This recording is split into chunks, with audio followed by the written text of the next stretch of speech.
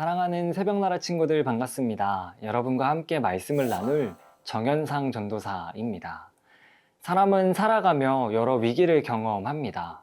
예상치 못한 시련, 나의 실수로 인한 고충이 있습니다. 인생의 문제를 어떻게 해결하느냐에 따라 그 사람이 무엇을 중심에 두고 살아가는지를 알 수 있는데요. 여러분은 마주하는 문제를 어떻게 해결하시나요? 그리고 그리스도인은 인생의 위기 앞에서 어떠한 선택을 해야 할까요? 오늘 말씀을 통해 그 해답을 함께 찾아내길 소망합니다. 오늘 말씀의 제목은 주의 뜻이 궁금한 이유입니다. 오늘의 말씀은 사무엘상 28장 1절에서 14절입니다. 그 무렵 블레셋 사람들은 이스라엘과 싸우기 위해 군대를 소집했습니다. 그러자 아기스가 다윗에게 말했습니다. 너와 내 군사들도 나와 함께 나가 싸워야 한다. 다윗이 말했습니다. 알겠습니다.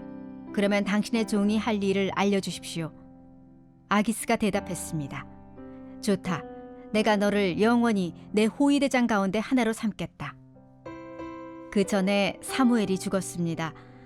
온 이스라엘이 그를 위해 애곡하고 그의 고향 라마에 그를 묻었습니다. 그때 사울은 나라 안에서 신접한 사람들과 무당들을 쫓아냈습니다. 블레셋 사람들이 모여 수넴으로 가서 진을 쳤습니다. 사울도 온 이스라엘을 불러 모아 길보아에 진을 쳤습니다. 블레셋 군대를 본 사울은 두려워 떨었습니다. 사울이 여호와께 여쭈었지만 여호와께서는 꿈으로도 우림으로도 예언자들로도 그에게 대답하지 않으셨습니다. 그래서 사울은 자기 신하들에게 말했습니다. 신이 내린 여자를 찾아보라. 내가 가서 그 여자에게 물어볼 것이다. 그 신하들이 사울에게 말했습니다. 엔돌에 신이 내린 여자가 있긴 합니다. 사울은 다른 옷으로 변장하고 밤에 두 사람과 함께 그 여자에게로 갔습니다. 사울이 말했습니다. 혼백을 부르는 술법으로 내가 이름을 대는 사람을 불러 올려라. 그러나 그 여자가 그에게 말했습니다. 너도 사울이 이 땅에서 신이 내린 사람들과 무당들을 끊어버린 것을 분명히 알고 있지 않느냐? 그런데 어째서 너는 내 생명의 덫을 놓아 죽게 하려는 것이냐? 사울이 여호와의 이름으로 맹세하며 말했습니다. 여호와께서 살아계심을 두고 맹세하는데 내가 이 일로 벌을 받지 않을 것이다. 그러자 그 여자가 물었습니다. 너를 위해 누구를 불러내랴? 사울이 말했습니다. 사무엘을 불러다오. 사무엘이 올라온 것을 보고 그 여자는 목청껏 소리를 지르며 사울에게 말했습니다. 왜 나를 속였습니까? 당신은 사울이 아닙니까? 왕이 여자에게 말했습니다. 두려워하지 마라. 무엇을 보았느냐? 여자가 사울에게 말했습니다. 땅에서 올라오는 한 영을 보았습니다. 사울이 여자에게 물었습니다. 어떻게 생겼더냐? 여자가 대답했습니다.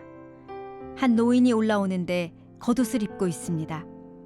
그러자 사울은 그가 사무엘인 것을 알고 얼굴을 땅에 대고 절했습니다. 어제 본문에서 다윗은 한 가지 실수를 저질렀습니다. 그것은 중요한 선택 앞에서 하나님의 뜻을 묻지 않은 것입니다. 그러자 다시 한번 다윗에게 위기가 찾아옵니다. 우리 함께 본문 1절 말씀을 보겠습니다. 그 무렵 블레셋 사람들은 이스라엘과 싸우기 위해 군대를 소집했습니다. 그러자 아기스가 다윗에게 말했습니다. 너와 내 군사들도 나와 함께 나가 싸워야 한다. 아기스에게 충성을 맹세한 다윗, 이내 블레셋과 이스라엘이 싸움을 벌이게 되자 그도 블레셋 편에 서서 참전해야 할 난감한 상황에 놓이게 됩니다. 이는 자신의 동족과의 전투를 의미하는데요. 다윗은 전투에 참여할 수도 참여하지 않을 수도 없는 참으로 난감한 상황에 놓여 있습니다. 그런데 여기 또 다른 사람이 같은 상황에 놓여 있음을 알 수 있습니다. 우리 함께 본문 5절에서 6절 말씀을 보겠습니다. 블레셋 군대를 본 사울은 두려워 떨었습니다. 사울이 여호와께 여쭈었지만 여호와께서는 꿈으로도 우림으로도 예언자들로도 그에게 대답하지 않으셨습니다. 사울은 블레셋이 자신들과 전투하기 위해 모이고 있음을 알게 되었습니다. 위기의 상황이 다가오자 그는 과거와는 다르게 여호와께 뜻을 묻는 모습을 보여줍니다. 그러나 하나님은 어떠한 방법으로도 그에게 대답하지 않으셨습니다. 이유가 무엇일까요? 앞에서 나누었듯이 사울이 하나님의 말씀을 거역하며 살았기 때문입니다. 그렇기에 하나님은 그를 완전히 버리셨습니다.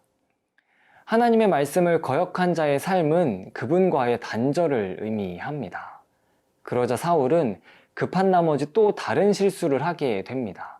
바로 신이 내린 사람을 찾는 모습입니다. 이는 하나님이 아닌 다른 우상을 신뢰하는 모습을 의미하는데요. 사랑하는 새벽나라 친구 여러분, 우리는 하나님을 의지하지 않으면 계속해서 다른 우상을 찾아 나서게 됩니다. 우상은 하나님이 계셔야 할 자리에 그분을 대신하여 놓는 모든 것을 의미합니다. 오늘 하루 내가 의지하는 대상은 누구인가요? 어떠한 어려움이 와도 하나님 한 분만을 의지하고 따르는 우리가 되길 소망합니다.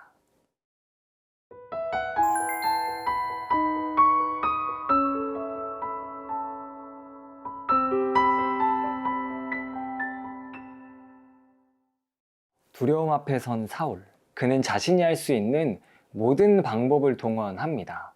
그 이유가 무엇이었을까요? 블레셋과의 전투가 하나님이 인도하시는 상황임을 증명하려 했기 때문입니다. 그렇다면 승리가 보장되어 있고 군사들의 사기저하도 막을 수 있었습니다. 그렇기에 그는 꿈, 우림, 예언자들을 통해 자기 생각을 듣기 원했습니다. 하지만 하나님은 아무 대답도 하지 않으셨습니다.